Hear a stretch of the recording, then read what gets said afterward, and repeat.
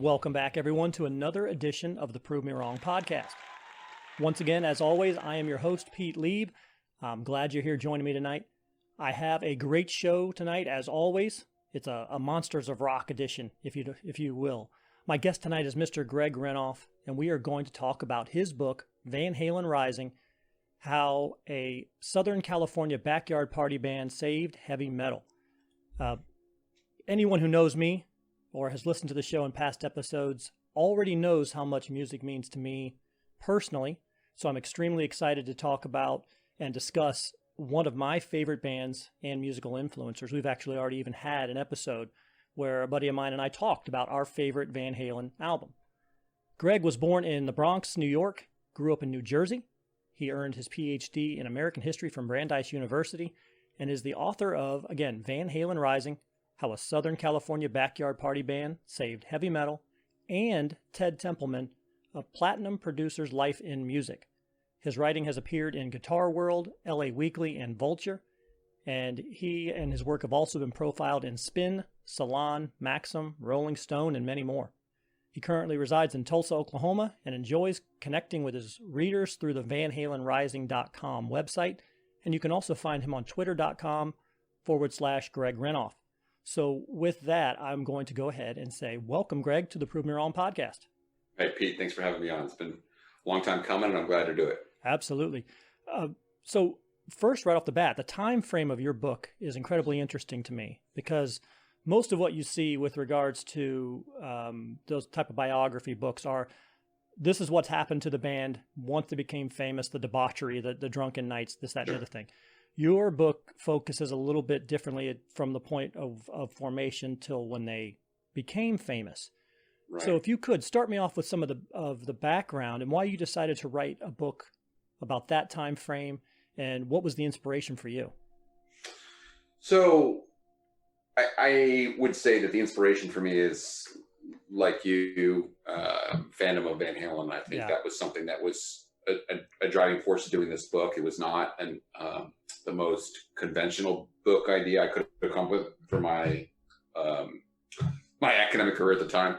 That's a different issue. But I was somebody who went to graduate school, became a historian. I'd gone to tons of shows as a kid. I'd seen Iron Maiden, Van Halen, Motley Crue. We go through the whole list of 80s bands you would expect. Black Crowes, all these bands I'd seen. And I always had a thing for Van Halen. And as a historian, what I was always struck by was that, you'd pick up books or magazines, and obviously what I would call the fame years were pretty well documented. Right. There've been a number of good books, like Ian Christie's Everybody Wants Some book kind of covered the whole, whenever that book came out about 15 years ago, kind of covered the whole timeline of Van Halen from Roth breakup to Hagar to the coming of Gary Sharon, all these different things, and so when I was looking at those books and looking at Wikipedia, and I always felt that the beginnings of the band kind of weren't really clearly laid out. And I think that was a product of the fact that they were, it was kind of obscure. I mean, right. The only things you had to go on was basically interviews with the band members who would talk about something in a Circus magazine or a Rolling Stone, about backyard parties or about what t-shirt contests or about Gene Simmons and these things. And so I just started doing a bit of research, and it's just snowballed into a book. And so I didn't really have a big master plan about doing a Van Halen book. It sort of turned into that. And then once I really decided I was going to focus on the early years, it was pretty evident to me actually early on in doing the book research that there was going to be so much material. Okay. And so many key events that it to go beyond 1978, I kind of realized was going to be diluted, because I think, you can pick up that story in any number of other books, and for that segment of their career, that whatever you want to call it, that early stages of Van Halen's existence, their goal was to get a record deal, right, and to become, to get signed, get a record deal, make a record.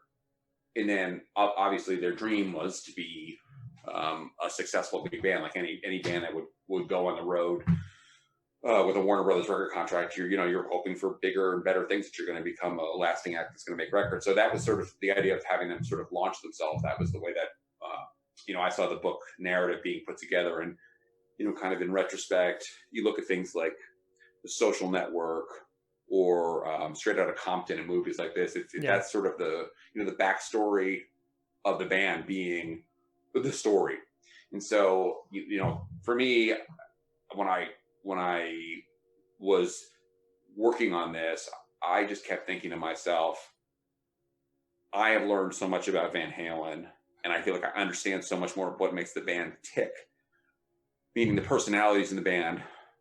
And again, this was not from anyone who's picked up the book should know. I didn't directly interview David Lee Roth. I didn't directly interview Eddie Van Halen. I read every interview I could get my hands on by him. I read also these clippings, these magazine articles, but also, they were on the road in '78, and they would end up in, Evansville, Indiana, and the local newspaper were like, new band Van Halen. Those guys would talk to the Evansville newspaper, and they had all these things to say about how they formed and all this stuff. So it was really from just gathering interviews with people who grew up with those guys, saw them in backyard parties, promoters who hired them to play at venues, but also teenagers who just basically hired them to play in backyards, and along with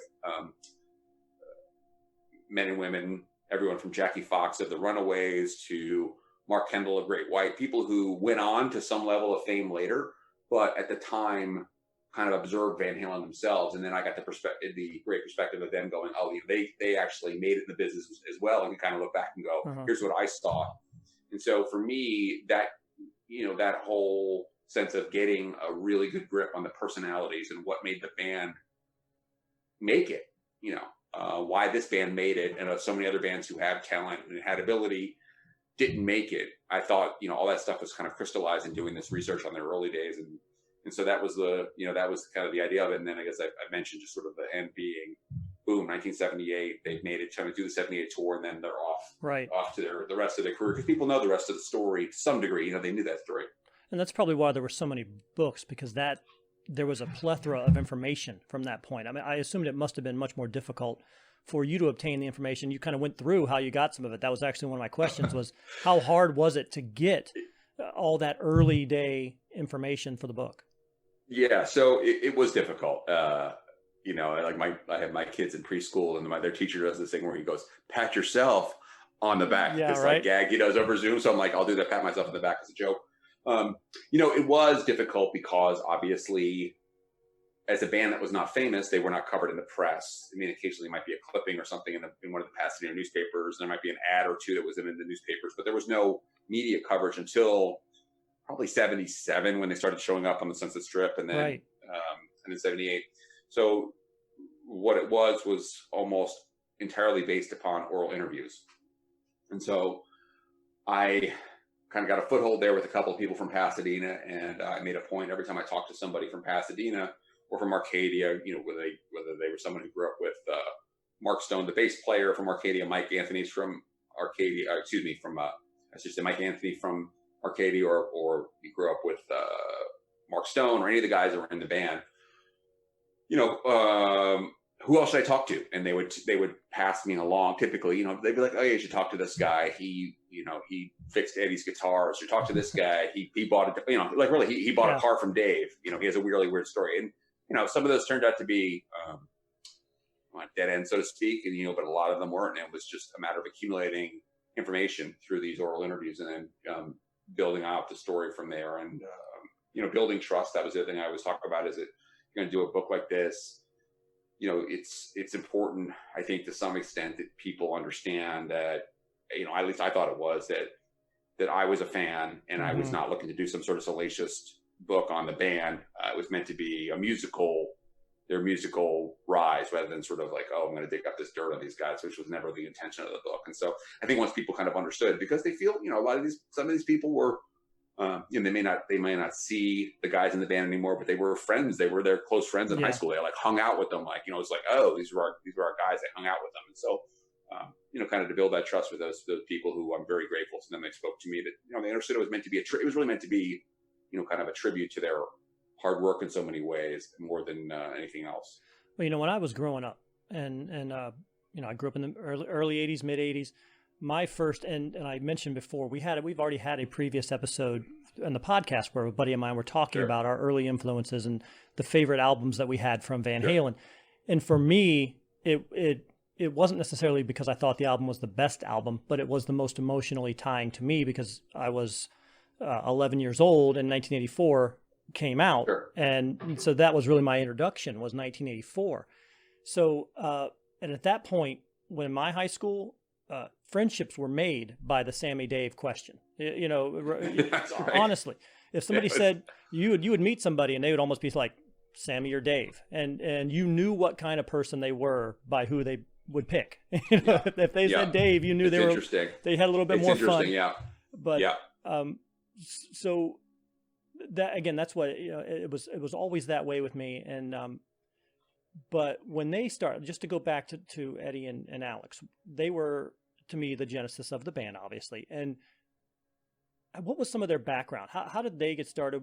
I had heard that originally, I've heard originally that their instruments were kind of reversed. Eddie was playing the drums originally and Alex was playing the guitar, and then they kind of realized that both had better aptitude for the other. How did they grow up? You know, they had a musical family, I know, but what kind of information can you give us on that? Sure. They arrived in the United States in 1962 from Holland. Their father was a jazz musician of some renown in Holland. He was one of these. He was a clarinetist and a sax player, and he was somebody who would have played with orchestras and been on TV and the radio in Holland. And the family moved to the United States from Holland. Supposedly, again, the family lore. If you hear Eddie and Alex talk about this, that there were, I believe, their mother had relatives living in Southern California. He talked about how wonderful Southern California was, and they should move there. And so the family left Holland and came. And Eddie and Alex talked about how they basically came with a little bit of money, and they moved their piano to the States.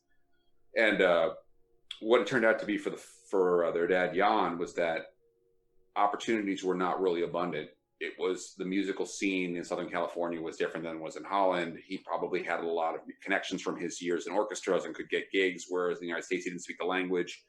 And big band jazz wasn't particularly, as you can imagine, like big in 1962, 63 in Los Angeles. And so there was definitely a need for their father to do things like janitorial work, work in hospitals, work in a machine shop, and do these things that, he probably hadn't ever done in Holland, or I presume he hadn't done in Holland. And so there was definitely, it was definitely a very blue collar existence for the family. And the brothers were seen by their parents as budding musicians. And that was the idea that they were going to take up the musical family tradition. And famously, they started off taking piano lessons. They actually take it from a Russian piano teacher who was quite well trained. He was trained in one of the academies, the Academy in St. Petersburg, basically the Imperial Academy of Music, as I recall correctly, in St. Petersburg. And at some point, the brothers discover rock and roll in the early 60s, like 64, 65. They start hearing the Beatles. They start hearing these different British invasion groups, and they start to play guitar and they start to play drums. And then there's that famous switch. But the brothers took piano lessons probably till like 1966 or 67. So there were some years of doing that. But that was the moment there where they, sort of left piano behind and took up rock and roll. And from everything I learned in doing the book is that the family was, even if they were not thrilled about their decision to take up different instruments, were definitely very supportive of the brothers doing music. Was sort of like, that was the family, the family path. Right. Different families. Some people, come from a family of doctors and lawyers. They came from a family of musicians, and that was the thing they were going to do. And so originally, when they started playing together, Eddie was singing originally, right? Correct. And then he kind of made the decision that wasn't a good enough singer. I'm not going to be able to focus on the guitar. Or what caused him to say, okay, let's get a singer in here? Yeah. So, Eddie and Alex started playing together probably around basically I say playing together, meaning like they started to play like gigs. This would be like the basement of a church or something like that. They'd play. Schools, middle school assemblies, these types of things. Eddie became the default singer. They had a bass player named Mark Stone, and Alex played drums, and they were trios. They were first called Genesis and then called Mammoth. And by 1973 or so, they'd start to make a name for themselves on the backyard party circuit. They got bigger after Roth joined, but from what the legend and the truth will tell you is that it was two things. It was basically Alex realized, and Eddie kind of realized that Eddie was not really a singer. He was just a guy who sort of like filled in the vocals, and it was something that was not sustainable going forward. He was not going to be able to pull that off. And they were also renting the PA system from Dave, as every Van Halen fan worth their salt knows that Roth had a PA system for his own group. And eventually Alex, and the brothers sort of brothers together sort of realized it would be better to let Dave join the band. But as I discussed in Van Halen Rising, Dave really wanted to join Van Halen, and the brothers had some doubts about his singing ability. And they thought, he was just the lack of sync between his musical taste and theirs. But, it was cheaper to get Dave in the band. So that sort of thing, which... Yeah, that was kind of what they say. I was actually going to ask you that. Was he really, from what you've heard, was he really as quote unquote tone deaf as they initially thought he was? I know his vocals weren't as good. His strength was not vocals. I honestly do think, in my personal opinion, David Lee Roth is the greatest frontman of all time. I really feel that. Sure. But it wasn't because of his singing. It was the way that he, somehow or another, David Roth could be the sexiest man alive and the biggest goofball alive. Right. Alternately within a minute of each other. And that's a real skill. There's something to that, because they absolutely lost that. When Sammy came in, he was a league ahead in terms of singing, but they lost that front man that they had with Dave. Were those reservations real when they said, I don't know that this guy can sing? Yeah, they were. I think, the most of the perspective I would say beyond the guys in the band, I got from the guys who were around Mammoth at the time. And there was, from what I heard from the friends who were basically the regulars and the guys who, grew up with the brothers, there was really like a shock that they were like, are you serious? Like, this guy singing for your group? I remember one guy told me, he's like, we were walking around going, Eddie and Alex, why did they ruin their group? And it was just, part of it was sort of territorial. They had people said Mammoth, it was our group and it was our thing, and they changed it by letting Dave in, but Roth was, he was definitely different. That's the thing. He's like, somebody gave a great example to me when I was doing Van Halen Rising, was talking about basically everybody else is like super self-conscious at that time. You're like 19, 18, you're like, what you wear and these types of things. And Roth would show up in these like these crazy outfits for backyard parties. Like, those guys are in jeans and t-shirts, and Dave shows up in like an open neck shirt, like a silk shirt, and like basically like David Bowie's shoes, like women's shoes, at the time were like, and so the other guys were like, well, man, we're playing at like Susie Thompson's backyard partner patio. Dude, what are you doing? Like, what the hell is wrong with you? But to Dave, it was all about the show and the showmanship. And so I think part of it was like a hazing thing.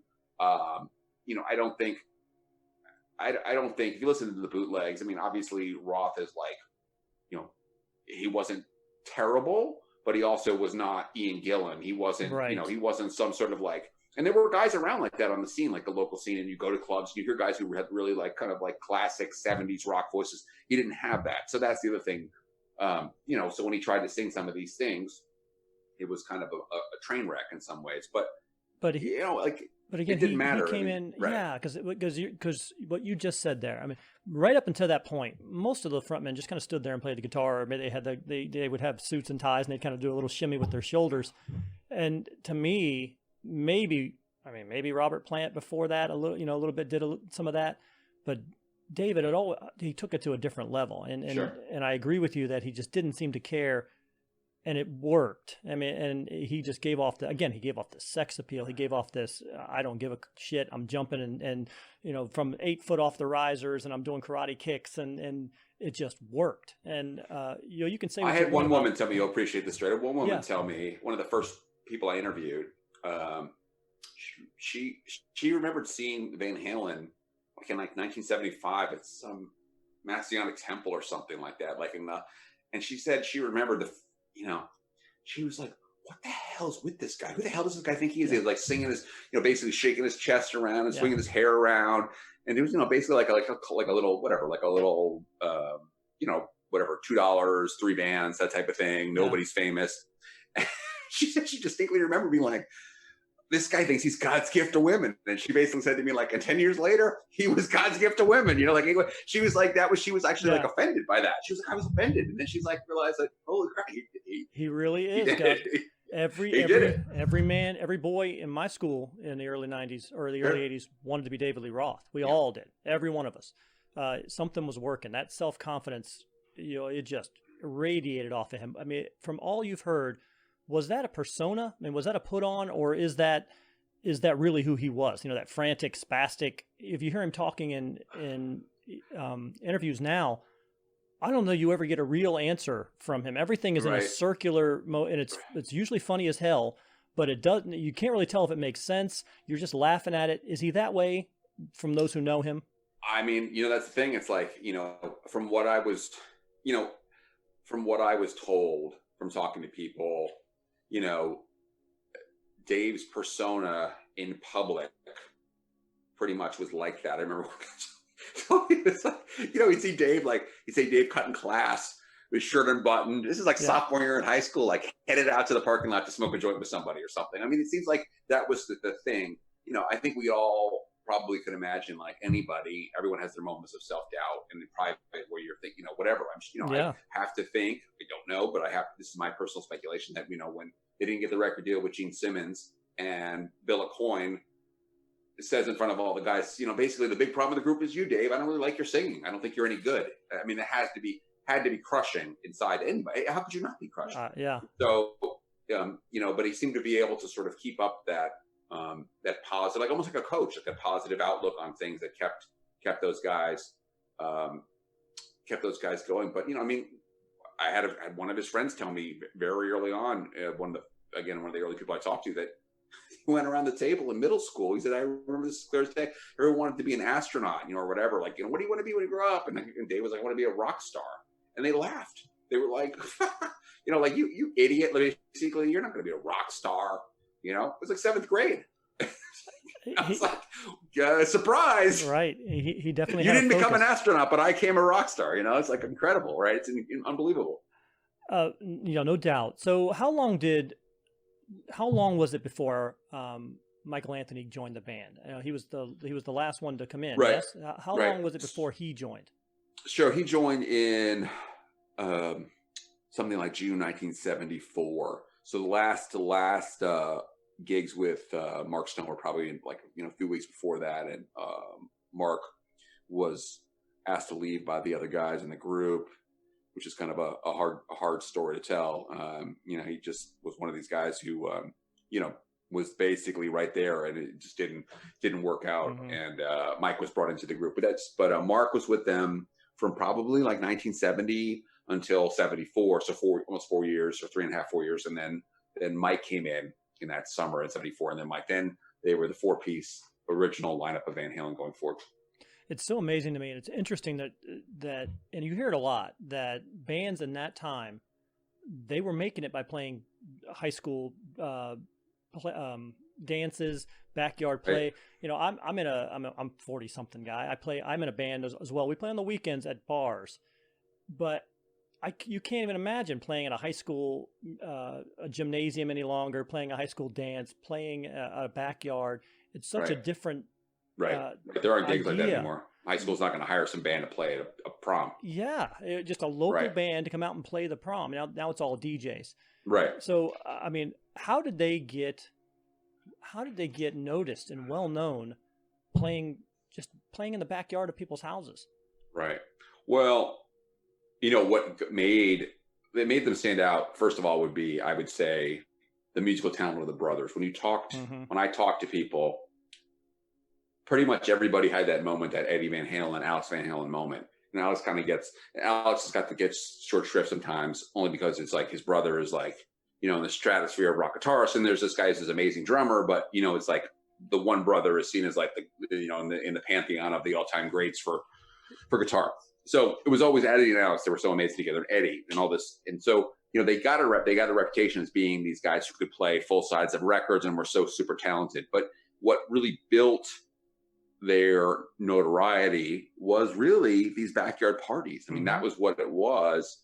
You know, they were omnipresent. And again, you know, you read the book, the sort of subtext to it, which I tried to weave throughout there, and I put it overtly too, but kind of gets lost, is that sometimes they do a party and the party get broken up at 8:00 at night, or they do a party and 12 people would be there because whatever, the person didn't give out enough flyers, and they would drink the beer and they'd go home.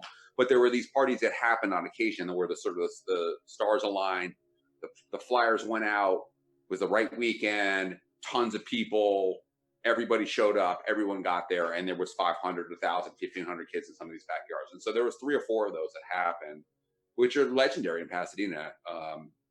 I've actually done the tour myself and driven around and seen the homes, and some of the houses are still there. I think at least three of the houses I'm thinking of are still there. And they became bigger than life because the helicopter would come, the police would come, and everyone would be talking about it. And especially understand that these parties, in some cases, the flyers were beyond Pasadena. I remember one family in particular said that just one of the sisters said it was 2 siblings and a brother. We were just party animals. They used to call it party animals, but we were just so into parties. And so we just went and we wanted to print even more flyers. Like they'd double the number of flyers. And we went to the Valley and gave them out at high schools, and and people showed up, and Van Halen got a reputation that way, and to be honest with you, then they played on the Sunset Strip. That's a whole different story, but that was 1974. Those playing Gazzarri's was kind of like it was not really a big, it was big for Van Halen to make it on the Sunset Strip, but it wasn't as if you were in Gazzarri's and you're going to be rubbing elbows with Led Zeppelin or something. It was kind of seen as kind of a, a place where cover bands played that aren't going anywhere. So it wasn't as if making the Strip at first was some sort of, Van Halen's Arise, and everybody knew about it. It was just a kind of a step forward for them. But they always had that ability in Pasadena, Arcadia, that part of Los Angeles to pull lots of people. And, their reputation got bigger and bigger and bigger. And that's someone like I mentioned, Mark Kendall at Great White, who grew up in, I think, Downey, which is one other suburb of LA. And he had heard about them and kind of made his way there to see them. He didn't go to high school with those guys. He, was younger than them, but was already, they didn't have a record deal. It was oh, this guitarist, you got to go see this guitarist, Van Halen. You got to go see this band. They're really good. So, it was just word of mouth and just they basically made their own breaks by doing this sort of unconventional backyard party thing before they started doing the circuit of nightclubs and bars and biker bars in LA. And just going back real quick to your statement about the brothers and their musical ability, and the most amazing thing to me about these two is that they had both had completely distinct sounds. When you hear the solo, it beat it, you knew that was Eddie Van Halen. You just knew it. And Alex has this force on the drums. He has almost like a John Bonham, just big, heavy, booming on the drums, and it's him. And that alone is what most musicians are striving for. Most musicians are striving to be, because a guitar sounds like a guitar in most people's hands. It's not like a voice that sounds different. Correct. Each instrument's different. Sure. But they both found a way to set themselves apart. So that I can completely get it. And I will say, with regards to Michael Anthony, I think that he is the unsung hero of the band. I don't think that Van Halen sound would be Van Halen sound without Michael Anthony doing those high harmonies up at the top. Right. That's what made that sound that most other bands couldn't duplicate because they couldn't hit where he was at. Right. And that's an interesting point that you bring up. I mean, I think the thing is that, as I mentioned, Mark Stone, and the bass player, I mean, that was one of the things that probably was one of the motivating factors to making the change, was that Mike sang with his own group, had a really good voice. And, for most of the songs that they were trying to do, the songs that they needed to do top 40 material. So they were starting to play nightclubs. They just started to play Gazzarri's. Having the ability to have those harmonies and all that stuff that was on the radio, all that 70s stuff, Motown stuff, whatever they were doing, 60s stuff, having a guy who could fill in those background vocals, it was really important. Eddie was, always an adequate singer and could do the backgrounds okay, but he was never a guy whose voice was distinctive or was going to kind of stand out. He just kind of filled in. And, they were smart enough to kind of, latch on to a guy who played bass really well, was a good guy, showed up, did his stuff, wasn't problematic in any way, and was, as you mentioned, like a super talented vocalist. Yeah, very, very important in terms of their ability to build their own sound. Like you mentioned, Eddie and Alex having to sneak in town, Dave, they all, that's as we all know, that's what makes a group Black Sabbath, which will make Black Sabbath great. Bill Ward, Geezer Butler, Tony Iommi, and Ozzy all have their own individual sound. You can pick them out, and they all like blend together and makes Black Sabbath. That's what made Van Halen so special. No, absolutely. But again, then everybody chased at least Eddie's sound. They all for the next the entire decade of the '80s was a bunch of guys trying to chase that Eddie Van Halen sound until the '90s came and they said, quit doing that. Let's not even play solos. So it's amazing how he was a titanic shift in the way that music was played, the way that music was, and they just kept pushing it and pushing it. I actually, quite honestly, I think the showmanship of these metal bands came from that ridiculousness from Dave in the front. And every one of these guys who was finger picking 300 notes per second all came from Eddie. So, Warrant and Skid Row and all these bands that came up in the 80s are all kissing the boots of Van Halen when it comes down to it. So you mentioned earlier that there was definitely a difference between Dave's musical style and Eddie's musical style. And you definitely saw that in some of the choices that they made in those early albums. Dave was always kind of pushing. Well, it seemed like the cover album. Well, I can't remember what he wanted to put all these cover songs in there, and it really rubbed Eddie raw. Was that something that was really a big source of pain between the two of them, even in the beginning?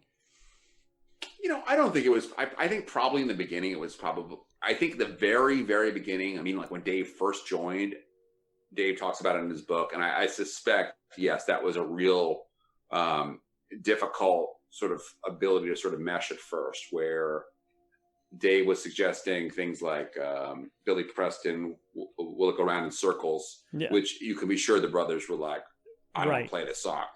But it was a hit, right? And it was a hit, and they played it. They covered it. They played it. Where the brothers wanted to do Symptom of the Universe or something like that, something like Sabbath stuff. When you can just imagine how that doesn't easily mesh. But I think once Roth particularly impressed upon the other guys that if they want to play nightclubs, and they should play nightclubs, that they have to learn top 40. It kind of became a way for Dave's input to start to put its impression upon the group. I think one of the things that's most notable about Van Halen's first record is how short and compact the songs are as compared to other heavy metal hard rock groups. They are very pop constructed. And I'm not saying something that's some sort of like revelation, but that I think came from the fact that a lot of the stuff those guys did in nightclubs, they had to play these pop hits. Elton John, Steely Dan, whatever it was at the time that was on the charts, they played it. And I think that helps us understand how that coming together happened. I don't think Dave ever convinced those guys that they should do funk music. I mean, I'm sure he would have I'm sure that's what he would have wanted to do a lot of, and they did some Gazaris and some stuff, but it was never going to be like a main thread through the band's sound. There may be bits and pieces we could hear there, but that all that Motown stuff gets filtered through maybe in something like Jamie's Crying eventually with Roth's lyrics and things like that. But that's that initial, I think, where Roth talks about it was terrible. Our first gigs were terrible. They tried to make me sing the stuff I couldn't sing. We weren't really connecting. That eventually, I think, kind of worked itself out once they started to play nightclubs rather than backyards. Because then the brothers, you couldn't play Dazed and Confused in a nightclub. You can't play a 19-minute jam. People are going to be pissed because they want to dance, and you can't really dance to Dazed and Confused. Well, I mean, from everything I've heard, I thought Dave's instincts were always very good. Even from to say, hey, we should have the name should be Van Halen. That should be your name. It's an awesome name. It's a powerful name. His instincts were very good in that. And to me, without him, Alex and Eddie had every opportunity to become like Rush. And I'm not saying that Rush is bad, but you just can't listen to Rush for that long. No offense to Geddy Lee out there. You just can't. You can appreciate the artistry of what they're doing. You can appreciate how difficult everything they're playing is. Alex Lifeson's just tearing it up on the guitar. You can appreciate it. But eventually you tire of it. And Eddie and Alex, I think, would have gone that way. And Dave kept pulling them back. Here, hey, wait a minute. Hey, look, this is what you want. You want to play for the chicks. You know, you want to play for the chicks. You want the chicks to get excited about what you're doing.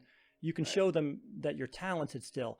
And I think that once, you know, by the time they broke up, they realized the formula was right. And so when Sammy can come in and they can kind of just pick up on it and keep going. But I think if he hadn't been there right off the bat and they had just been left to their own devices, it could have been a whole different band. Yeah. I mean, I think I always think maybe, you know, Eddie and Alex, they get they come with a bass player, different bass player, Mike, or they go with Mike, and they become they do a Jeff Beck type thing, like instrumental fusion-y stuff. Again, there's no singer. I mean, they probably would have excelled at that. I mean, they would have been good at that. They'll get a ton of accolades, but they will not be having a podcast from me tonight. Sure, like Ted Templeman talked about, even he was mulling over Van Halen. He's like, well, even if the whole group doesn't work, the guitar player, he's good enough to be a solo artist, or he's good enough to be a studio. He's super talented. He could be in this. He could be the guy you bring into to play. He did on Beat It. He did for Nicolette Larson. He was good enough to do that. So yeah, there was obviously the musicianship was there, but yes, like you're saying, that was always my. We would never be able to know. It's impossible to know, but that was always my basic conclusion after thinking about it quite a bit. Is that without Dave, it wouldn't have turned out the same. Obviously not. Obviously not. And there probably would, it wouldn't have, Sometimes you just need that pull. You need that pull to pull you out of your own head and out of your own self and to kind of snap you into, hey, let's pull you a little bit back to center. And I think that they did that, Dave did that for them and pulled them back to center. But who knows? Imagining the Stones without Jagger. I mean, could they? Those guys probably made it with a different singer. Yeah, probably. Maybe they would have been as big as the Animals or something like that. They would have been big, had some hits, that blues, right? But they've been transcendent, like the Stones without Jagger. Probably not. Everything, all that is on such a razor's edge, right? I mean, your fame or your obscurity is a razor's edge, and so many people. There may have been 10 guitar players just as good as Eddie Van Halen. Fall off to obscurity. You don't remember them. Was there an event, though? Was there an event or a show?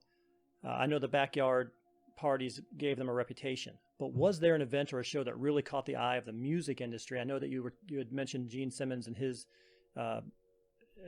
interest in them early on. Was there something that really got their attention and said, hey, we need to go down here and make a play for this band?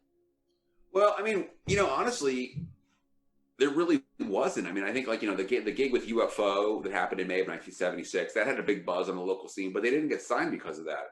Basically the story is that UFO shows up, those guys are kind of burned out and kind of it's just some local band, and Van Halen kind of came on, played all their original songs and blew UFO away because they were basically primed for this show. It had it was a big 2,000 people were there at this ballroom in California, but they didn't get signed because of that. Really, there really wasn't before they were signed. I wouldn't say there was a single gig. I mean, the Pasadena Civic gigs, which happened on a regular basis before they had a record deal, and then after they had a record deal, were important. But ultimately, the legend. I've talked to Ted Templeman about this multiple times, obviously, and having done the book with him, and then he contributed to Van Halen Rising. Was it was basically he got a call from Marshall Burrell, who was booking the whiskey at the time and had been somebody that Ted had known from the 60s on, and he knew he had good musical taste. Marshall said, there's this group I've been kind of helping out. You might want to come check them out. I think you'd like them. Showed up. And, Ted told me straight out, he's like, look, I knew Marshall kind of had good ears. And he's like, I got, most people had called me. I would have been like, well, I'm not going to on Monday night to see some local band, but he went, and the rest is history. And, I heard a rumor, and I'm sure it's probably well documented, that Ted Templeman actually wanted at the time, he wanted to replace Dave with Sammy Hagar even from the start. Is that true?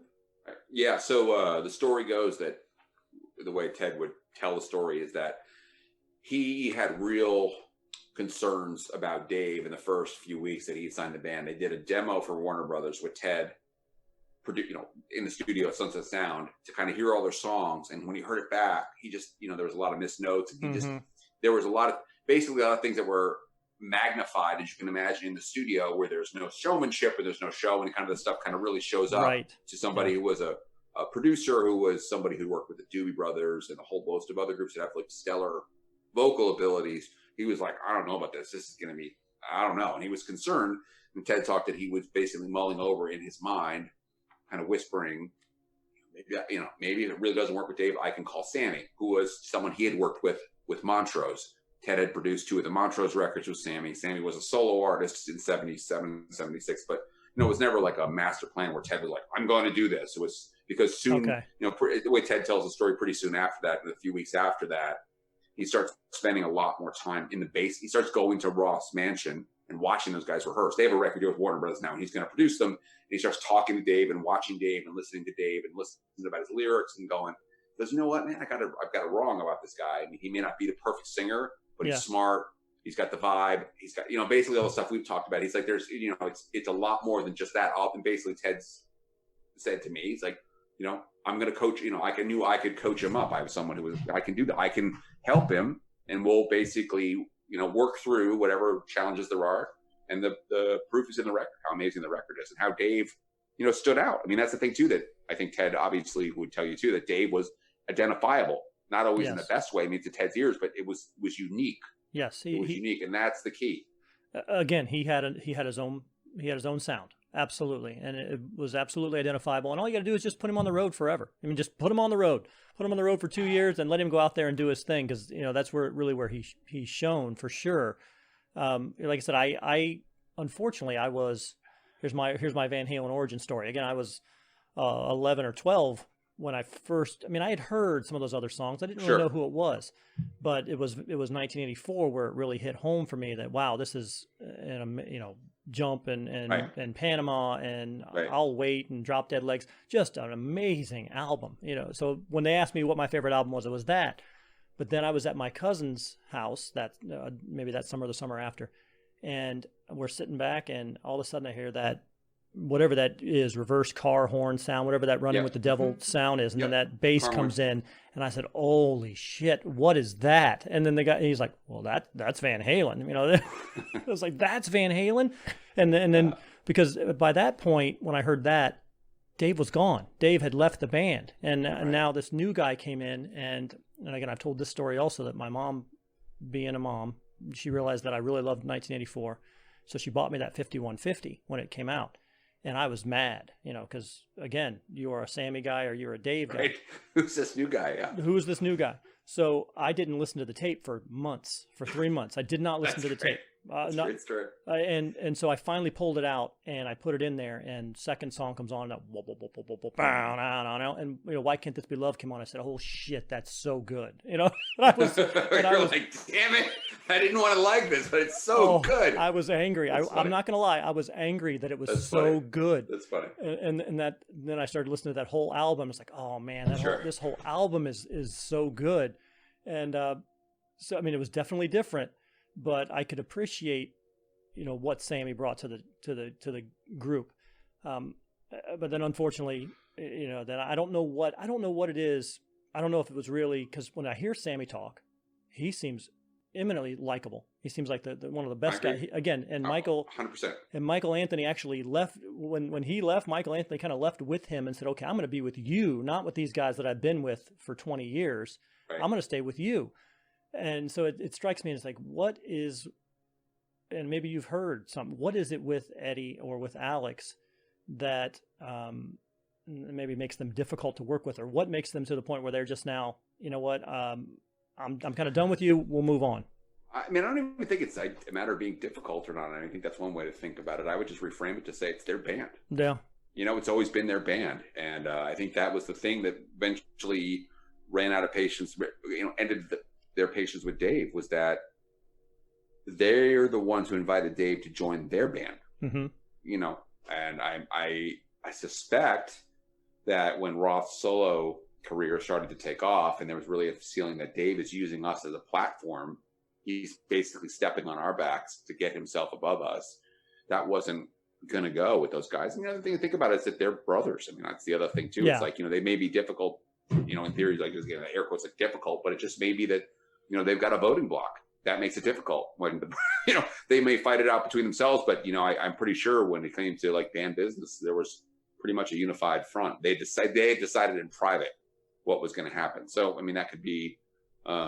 So do you think it was? Do you think it was the Eat 'em and Smile? Do you think it was the Eat 'em and Smile that really was the end of Dave? I mean, that the fact that he went out and just did because other lead singers and other members of other bands had gone out and done solo projects and still been a part of the band. Sure. Yeah. I mean, I think the I think the EP, the Ted Templeman 4-song EP that was done. I mean, I think there was already a lot of fraying between those guys and Dave. There was making the 1984 album, which I discussed in detail in the Ted Templeman book, was a difficult process. And there was already struggles about thinking about the next record, probably how to go forward. Ted had talked about how he was hoping they were just going to take a break for a while, kind of like take some time away from each other. And the EP came out, and yeah, I mean, I think that was, I don't think that was like the only thing. I think that was just like one piled on top of all the other stuff. I mean, I think it was, but I definitely, again, from my talking to Ted about it and sort of my as an observer, that seemed to be, yes, a particularly irritating thing to the brothers. And, ultimately, the other thing I would say that people should understand is that Ed was the songwriter, and Ed was the one who was coming up. I mean, the main sort of the guy who came up with the song ideas, right, in most cases. And Dave would finish the songs off, the vocals and the lyrics.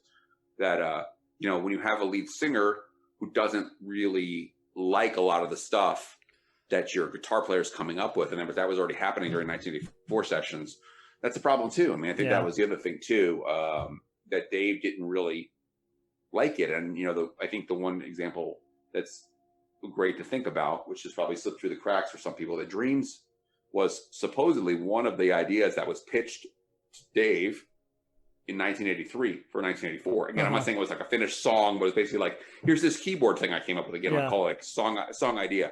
And Dave was like, basically wasn't interested. And of course, Sammy heard that, whatever it was, and kind of ran with it and did, made one of the iconic Van Halen songs. There is not a day in his life that David Lee Roth could sing Dreams. It's just not. And it's just, and it's just like, you can't even imagine him like, not even working with that. Right. And working with that song. I mean, then he goes on to do, it's interesting. He goes on and does this whole, he does Just Like Paradise with the Sky Super, which is like super poppy, super keyboard driven, which is, I always thought was like great. And then he goes just a gigolo. I mean, how do you, like poppies. Right.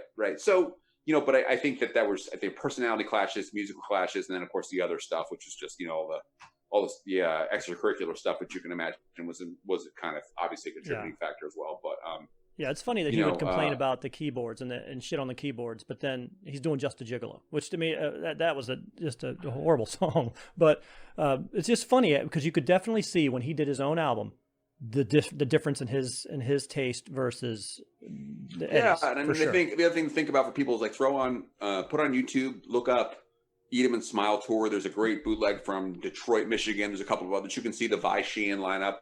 Kind of, if you want to know what Dave would have wanted Van Halen to do, that's all you have to do is look at that and go, because that was Dave calling the shots. I mean, obviously that was Dave's, Dave was the definer, along with Pete Angelis, of that whole tour and that whole the album, like you mentioned, that's sort of Dave and Ted Templeman and the guy. Right. But if you can imagine if with Van Halen, if Dave could make the decisions about everything, I mean, that would have been a different deal. He had the brothers, and there was a different a power dynamic there. But that's like, I would say that's that's Dave's vision for what he wanted rock to be like in 1986. Would have been the Eat 'em and Smile tour and the record and stuff. So just a couple more questions here, if you don't mind. So no, sure. I gave you my favorite album. My favorite album was 1984, and again, it wasn't because of the quality of the songs, even though I think the songs were fabulous. It was more an emotional thing for me, and I tend to do that a lot. We've also had one where we did our favorite Kiss album, and my favorite Kiss album was Lick It Up, because again, it was 1983. That was right in my wheelhouse. Sure, yeah, we're right there. Yep. But my buddy Dennis, who also comes in and sits in with me occasionally, his was the first Kiss album. His was the Van Halen 1. Those were his first favorite albums. He must be older than you. Only about a year, but he had. Well, the difference is he had an older brother. He had an older brother the brother who turned him on when he was like 4. Exactly. I found it more organically, right? I found it from the radio because Lick It Up was on the radio. Sure, Jump was on the radio. So if you, what would be your favorite Van Halen album? Well, my favorite Van Halen record, I always say, is Diver Down. And I say that because, to me, when I listen to Diver Down, it sort of reflects the whole diversity of what Van Halen was. Is it the strongest Van Halen record? No, I mean, no, it's not stronger than Van Halen 1. It's not stronger than, we got to go, not stronger than Fair Warning. As a Van Halen record, it's not stronger than Fair Warning. Right. But to me, I will defend it. I defend it all the time on Twitter to people who come at me with it's all covers. It sucks. Yeah, it's all covers. It's a cover album. Right. It's got a lot of covers because the covers are what Van Halen did. Mm-hmm. Beyond the whole making of the record, which is a whole different thing, it had to be made very fast. And that's why there were so many covers on it. But that was what defined Van Halen's career for a long time. We're doing these covers. And along with that, I think there's these brilliant little Eddie Van Halen musical interludes. Their father plays on it. It's, to me, kind of crystallizes, in addition, how versatile they were, that they could do basically like a big band jazz song and Big Bad Bill, to do space heavy metal and Hang 'em High, to do a cowboy song. They could do all this whack, like the Eddie Van Halen guitar stuff, all this whack. They did a Motown song. So to me, sort of shows like if you want to showcase the whole gamut of what Van Halen was. And where have all the good times gone? You can show, you can listen to Van Halen. You want to hear like the kick-ass album that like destroyed the world. Listen to Van Halen 1. You want to hear like that was the power, the volume, the energy, all that stuff is the vocal, like all that stuff. I'm like, that's. But to me, if you want for people to understand what Van Halen's about, I always kind of point to Diver Down, which gets slagged all the time, but that's okay. I always fight people on Twitter about it. It's pretty funny actually. I'll like post something. It's like it's like the second most triggering thing to Van Halen fans. It's like the first one is Sammy Hagar. Oh my goodness. The second one is like Diver Down. Like people are like, oh. Sammy and Dave is like Pepsi or Coke. It's like Democrat, Republican. I mean, it's weird because it's like it's not like that for like Ozzy and Dio, really. I mean, maybe it was, but it's like never lasted. It hasn't lasted. Like it may have been in 1980 or 81. People were like, Ozzy's better, Dio's better, but like that's. To me, it's like it's so interesting, right? If John Lennon left the Beatles right after Sgt. Pepper and Elvis joined. Then Elvis is still great. Elvis is great, but he's not John Lennon. Right. So you'd have to, are you John or Elvis? But I grudgingly began to like Sammy. We do play, in my band we play Why Can't This Be Love? I mean, I love Amsterdam, that song. I mean, vocally, some of the things he did were just amazing. I think he's an incredible singer. I even actually liked one or two of the tunes from Van Halen 3 with Sharon, but I was also a big Extreme fan before that. Right. I enjoyed Sharon before that. So I thought he kind of got a bad rap, but it is what it is, I guess. My final question for you tonight, Greg, and I really appreciate you coming in and talking to me for sure. What do you think the enduring legacy of Van Halen, in your opinion, is? I know we talked about, or I mentioned, they spawned an entire decade of music just from what they did in the late 70s. But what will resonate with some young man or some young woman right now who's just kind of sitting there and maybe they hear that first reverse car horn like I did and say, what the hell is that? What is it about Van Halen that we're still talking 40 years later? Yeah, I mean, I think number one is the songs. I mean, to me, you really realize the longer you live, I have, is that the songs are what matter. That you can hear a song from, you hear Rock Around the Clock from the 50s or something. You still like, it's a great song. It may not be something that people heard or listened to, but it's something that's gonna live on forever. So the songs for sure, and there's so many. We go through the whole laundry list of great Van Halen songs, even if it's just like Running with the Devil, Jump, Hot for Teacher Panama, Unchained, the songs that people will hear that they recognize. The thing I think is that I think Eddie obviously is synonymous with guitar virtuosity, but I think the thing that goes beyond that is that because he was more than just a guy who did great solos, he was a guy who mastered how to get a sound out of an amp, the guy who knew how to build his own guitars and innovated in in those areas. Right. And so now there's the EVH brand. I mean, there are guys in country music who play Taylor Swift's guitar player. Paul plays EVH gear. You go through all these different guys. Brad Paisley can play Van Halen licks. All these guys. So it's basically the whole the debate between the technical ability, the songwriting ability, all that stuff is going to live on. And of course, as you mentioned too, the whole notion of, David Lee Roth, is a household, or was, and, will be a name that people will remember because he was so well defined with what it meant to be a front man. So, 75 years from now, if there's like someone's teaching a college class on the history of rock music, they're going to be like, and there was something called a front man. And people are going to be like, what does that mean? And they're going to have like Freddie Mercury, Dave, Robert Plant, and somebody else. I don't know, someone else up there. It's like, it's going to be like, it's defining that category of the person who could control an arena audience, knew how to perform for the person in the last worst seat, as well as the person in the front row, and had that unusual ability to project themselves in big spaces like that and sing. That stuff's going to go on. But for me, I mean, without a doubt, the songs and then the pairing of Dave and Eddie, those two things together. There aren't a whole lot of bands that I can think of where two of the players I would put on a Mount Rushmore of that position. Right. I would put Dave on a Mount Rushmore of frontmen. Like you just mentioned. You mentioned three. It's hard to come up with that fourth, but I think those first three you said are pretty cut and dry. Eddie is the Washington on the the Washington Monument. I mean, he is right there in the front. His whole half of his body is there. Well, and again, I think the thing is, it's almost, 50 years from now, I hope Eddie lives for another 50 years. 50 years from now, he'll probably be passed on. And I think, it's almost like it becomes this thing where as the more perspective goes on, it's sort of like, oh, this guy was like Fred Astaire or something like that. People recognize. Yeah. I don't know what it was like at the end of Fred Astaire's career, where people were like, Fred Astaire, whatever. Yeah, he could dance, whatever. But like people kind of look and go, it's Fred Astaire. Like he was something special. And I think that's the thing about Eddie is like, it's going to be a legacy that's going to live on well beyond his own life on this earth. And it's just the whole game, the whole set of skill set that he brought to the game is just unbelievable. And my only regret is, unfortunately, I kind of feel like they just kind of petered out to me, and they just kind of went away. And I really wish they could have. Not everybody can end like the Beatles ended, where they just went boom, here it is. Right. We're gonna drop, Let It Be on you, and we're out. See ya. Sure. That's unfortunate because I think it doesn't necessarily tarnish the legend at all, but I don't think I wouldn't want to be, and I don't want to put down anybody who likes the Rolling Stones now. I wouldn't want to be the Rolling Stones now. I wouldn't want to be 80 years old and still kind of shambling out on stage. But I really wish that they could have, found a way to really just boom and pop it and put a fine point and gone out on not necessarily on top, but sure. Just, that's it. That's me being. Believe me, if I was those guys and I could still pull in 50,000 people in an arena, I would do it until I was 110. I really would. Right. So, I'm kind of talking out of both sides of my face there. No, I understand.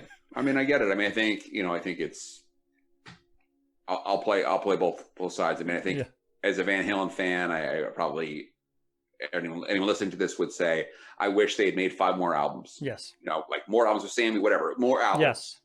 Yes. Last 20 years, I wish they'd put out 4 more albums. Exactly. And the flip side of it, I think probably people rationally can understand, they had like they had a streak that lasted from 1978 to 1995 with platinum records. Right. They, broke all these, broke all like the Billboard, active rock chart, whatever it was, the chart, the most hits on the chart. You kind of go down the list and it's like, they did it. They played the biggest stadiums. They had the biggest paycheck at the US Festival. They made it with, they made albums with 3 different singers. Yeah. Brought back Sammy. They brought back Dave. They toured. Eddie played with his son, and his son is launching his own career now. So, I mean, I suspect that's the flip side of it. It's just that, I could imagine, I don't know what their motivation is, but I could imagine them going, I've already played arenas. Yeah. And so I'd rather do whatever I'd rather do. Again, I'm just imagining maybe Eddie's like, I'd rather design guitars. I'd rather work on putting out guitars and putting, I'm not 20 anymore. I don't have unlimited energy. I'm going to focus on putting out a new Shark guitar. That's because that's cool and that's fun for me, rather than going on tour. No doubt. I guess, like I said, the only issue I have is that it kind of seemed like it imploded once Sam left the first time. When he left and then they started with Sharon, I think that was really just kind of the end. And they can try to they drummed up, they brought back Dave for a minute, and I guess he's been with them now for actually a while singing the stuff. But there's really nothing new coming back. And that was kind of the end of the really good new stuff, was when Sam was gone. It's just sad to me, but it is what it is. I mean, I think the rock stars are aging out, and we don't really see them anymore. And they are kind of the last, to me, those are kind of the last vestiges of maybe them and, I don't know, Def Leppard. I guess I love Def Leppard too. But that whole idea of the rock star is aging. And that's really, for men of my age, that's incredibly sad. I wish we had more rock and roll. Yeah. Men of our age. I'm not as young as I wish I just wish we had more rock and roll. We've gotten away from it, and maybe it'll come back at some point. But that's why we keep hanging on to. We play Panama. We play, like I said, Why Can't This Be Love? And those are the hugest songs we play, and they're 40 years old. And that's a statement there, I think. But once again, thanks so much, Greg, for joining me tonight. Hey, it was a pleasure. I'm glad we did this. Would you like to spend another moment? I don't know if you have anything else that you're working on currently you'd like to promote for a second, or anything else going on? Well, I'm kind of in a holding pattern right now because of the homeschool. Wow. I'm operating out of, as you can imagine. But, I have other book ideas, and there'll be another book that'll come out eventually, but I have nothing. I think like everybody else, their life has been probably disrupted to one degree or another by what's been happening with the pandemic. And so, but I appreciate certainly the support. People can connect with me on Twitter at Greg Renoff. The Ted Templeman book's out. It's on Amazon, Audible, Kindle, all those good things. I have signed copies. People can hit me up for those. I'm happy to sign books. And I'm hoping next year, when the pandemic lifts, the plan was originally to do a book signing with at least one, maybe multiple book signings with Ted on the West Coast. And that got scrapped, obviously, by the pandemic. So hopefully that'll materialize and that'll happen. And I appreciate everybody who's reading the books, and it's a real pleasure. And I'm just appreciative of everybody, because it's a cool thing for me, and love talking Van Halen. It's great I get to do this. And once again, that's VanHalenRising.com is the website, and you can purchase the book on Amazon.com as well, right? Sure. The books are on Amazon. Yep. Absolutely. That sounds great. And I would love to talk to you about Ted Templeman at some point too in the future. If you ever have more time, that'd be great. I'm around. So thank you very much, Greg. And I appreciate it. And we'll talk to you again soon. Pleasure. Thanks a lot. Thank you. So once again, Greg Renoff, Van Halen Rising. Man, I could talk Van Halen. I could talk music in general forever. I could talk about it for hours and hours and hours. I just love music. We've had several